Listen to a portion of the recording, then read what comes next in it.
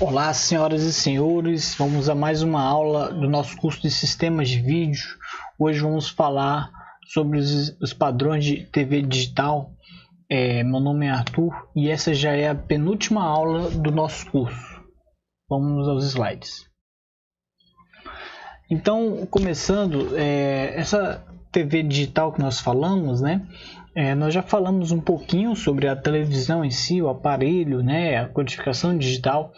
Porém, a transmissão digital é um grande desafio, Então, você precisa transmitir esses dados que já eram filmados, digitalmente e já eram exibidos digitalmente pela TV, porém não eram transmitidos de maneira digital.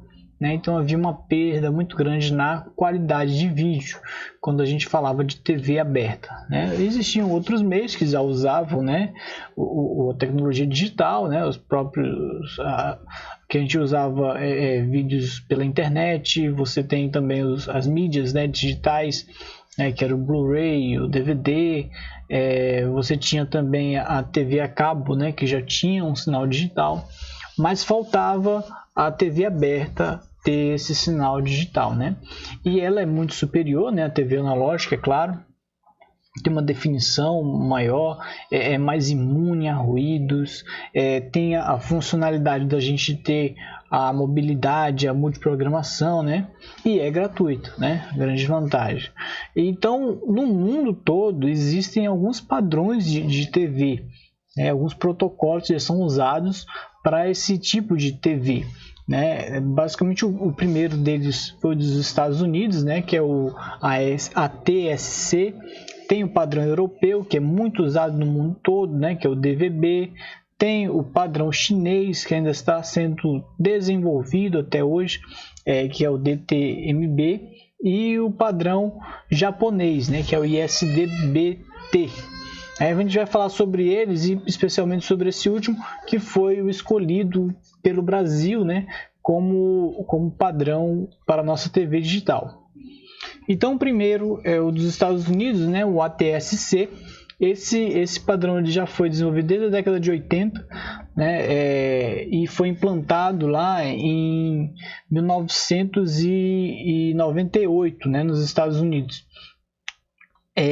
Então ela já está na terceira versão desse padrão hoje, está sendo implantada, o ATSC 3.0, esse ano 2020. Então ele sofreu algumas mudanças, algumas melhorias, porém ele é muito voltado para a qualidade de vídeo. Então, vídeo e áudio, ele tem uma característica de HDTV muito boa. Porém, ele não tem funcionalidades como a interatividade, não tem possibilidade de multiprogramação, Então, tem algumas desvantagens, Então, ele não foi escolhido como padrão brasileiro, por esses motivos.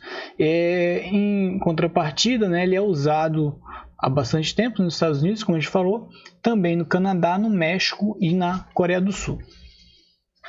O segundo padrão, que é o mais usado no mundo, é o DVB. Esse daí é o padrão europeu. Ele foi projetado também na década de 80, um pouquinho depois do padrão americano. E em 1998 também ele começou a operar nos Estados Unidos, no Reino Unido. Ele foi projetado por um grupo, um consórcio de 250 empresas, de 15 países diferentes, Então, como vocês viram lá no mapa, no slide anterior, aquele roxinho, ele é usado no mundo todo, na África, na Oceania, em alguns lugares da Ásia também. Então ele é bastante utilizado, esse padrão, Então ele é interessante porque ele tem algumas características, que são relacionadas ao sistema analógico, Então o padrão de TV digital dele, o HDTV, é de 1080 linhas, O EDTV tem tanto para 576 linhas como o SDTV de 576, entrelaçadas e progressivas. né? Então ele permite ali a transmissão em mais de um canal, né? Tem a multiprogramação que a gente falou, né? Geralmente 4 canais ali. E no caso ele teve alguns probleminhas lá no início da implantação dele, né, na Inglaterra, que se percebeu que ele era suscetível a ruídos, né, de motores, né, ou eletrodoméstico. Então ele tinha essa desvantagemzinha aí. O terceiro padrão é o chinês. Esse daí é o mais novo, em algumas literaturas nem fala sobre ele, tanto que no início do slide aí não fala desse padrão, né? Já foi uma pesquisa à parte aí. Então ele é usado basicamente na China e os seus países, né, semi-autônomos ali, né, que é Hong Kong e Macau.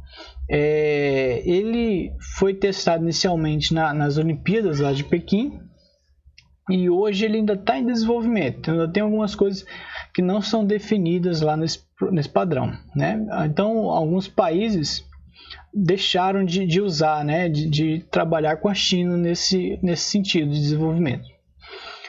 A própria Coreia do Sul, o Japão, né, a Coreia do Sul no caso trabalhou junto com os Estados Unidos, o Japão desenvolveu o próprio, né, que, né, foi feita parceria com o Brasil.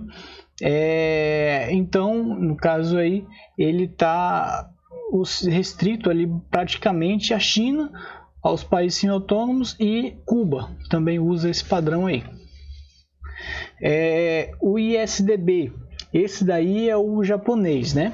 Então esse daí ele já também foi desenvolvido desde a década de 70, e ele tem as características de flexibilidade maior, né? Então por esse motivo ele se mostrou mais interessante para o mercado brasileiro, né? Que é a questão da mobilidade, da portabilidade, que é possível com esse padrão, né? Então ele foi desenvolvido com uma parceria da TV NHK com a Sony, e ele é bastante versátil, né? Tanto que a gente está fazendo a implantação gradativa dele, né?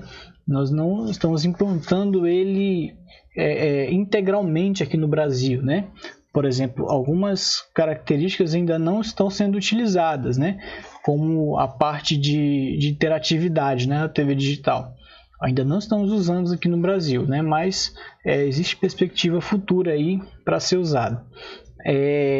Então, no caso aí, a característica dele maior, né, é essa capacidade de abranger dispositivos menores, né? Então isso daí ele consegue alcançar, né? Então ele começou a entrar em operação lá em Tóquio em 2003, né? E hoje, na verdade, é mais de 100 milhões de televisores, bem mais, que já é alcançado aí por esse padrão. Então no Brasil ele teve algumas alterações aí, né? Foi feita uma parceria, né, com o governo japonês e o brasileiro, e esse padrão hoje então ele é bastante usado aqui na América do Sul e na América Central, né? Aí ó, Argentina, Chile, Peru, Venezuela, Equador, Costa Rica, Paraguai, Filipinas, Bolívia, Nicarágua e Uruguai, né? Também estão com padrões baseados aí nesse padrão japonês, né? Então é uma referência, né, vamos dizer, para esses outros países. Então como é que começou esse desenvolvimento? Começou em 1994 com o estudo, né, desse grupo de técnicos, né, da SET, que é a Sociedade de Engenheiros de Televisão, e da ABERT, Associação Brasileira de Empresas de Rádio e Televisão, né? Então eles começaram analisando todos esses sistemas que existiam na época, né? E virou um estudo detalhado só em 98, né?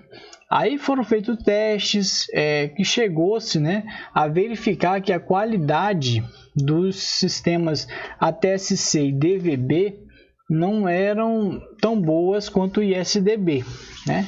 Então o ISDB ele tinha uma característica melhor aí, que era o que? A recepção em ambientes fechados, né? Então isso daí permitia e também além disso a flexibilidade, né, para os serviços digitais, né? Então tanto para serviço de receptor fixo móvel ou portátil, né, para todos os três. O programa então foi lançado do Sistema Brasileiro de TV Digital, né? Televisão Digital. Esse fórum ISB-TVD, né? Ele foi criado aí por uma portaria, né? Em 26 de novembro de 2003. Aí sim a partir daí foi se criar o padrão brasileiro, né? Então, depois de 3 anos de estudo desse grupo aí, chegou-se ao padrão brasileiro, né? É o SBTVD, que é também chamado de ISDBTB, né? Então, ele basicamente é o sistema japonês com algumas melhorias, né? O que é? Ele vai ter a compressão de vídeo em MPEG 4, AVC, né, que o japonês era o MPEG 2, né, que tinha uma qualidade menor, e o nosso middleware, que era vamos dizer assim, o firmware que fica ali dentro da TV, foi criado o Ginga, né? Então ele é um middleware brasileiro, né, já que o japonês não era, vamos dizer assim, tão satisfatório para nossa aplicação aqui brasileira, né? Aí começou-se a implantação depois, né? As transmissões começaram em dezembro de 2007 em São Paulo, né?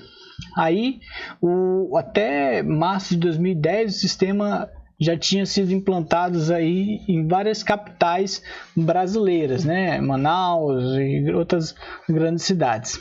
Então, hoje a gente já está na fase de switch off, né? Que é o desligamento do sinal analógico, né? Ele já foi desligado em várias cidades e tem um cronograma aí que vai sendo adiado e adiado, né? No caso aqui em Manaus já foi desligado, mas ainda tem cidades do interior que não foi desligado. Então era previsto, no caso aí, de acordo com o mapa aí que está do lado, né, até 2018. Antes era 2016, foi para 2018.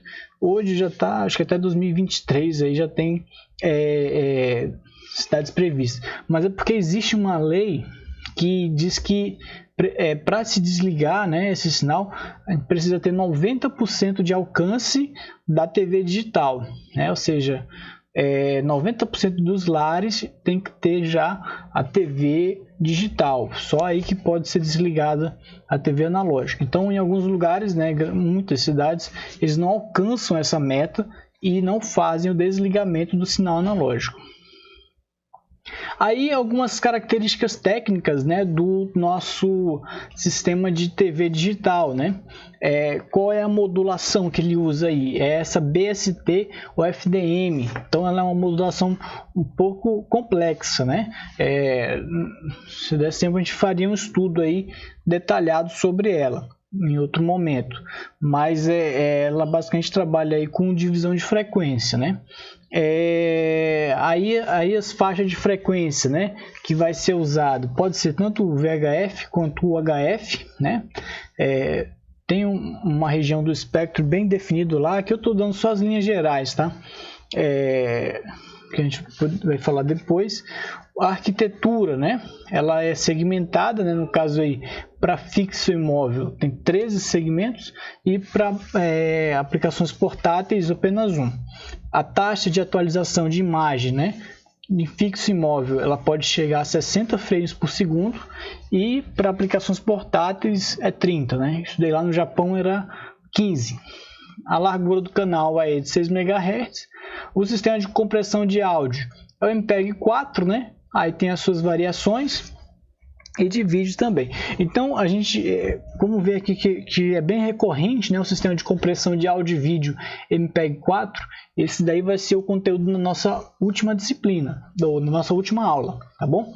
Então esse é o nosso conteúdo de hoje. Fica essa pesquisa aí para vocês sobre essa modulação BST ou FDM, né? É interessante dar uma pesquisada aí, entender, mesmo superficialmente, porque ela é complexa, não dá para a gente ir muito a fundo, né? Mas era isso daí que eu queria passar para vocês, tá bom? Então, nossa próxima aula vai ser sobre compressão MPEG 4, ok? Abraço a todos aí, boa noite.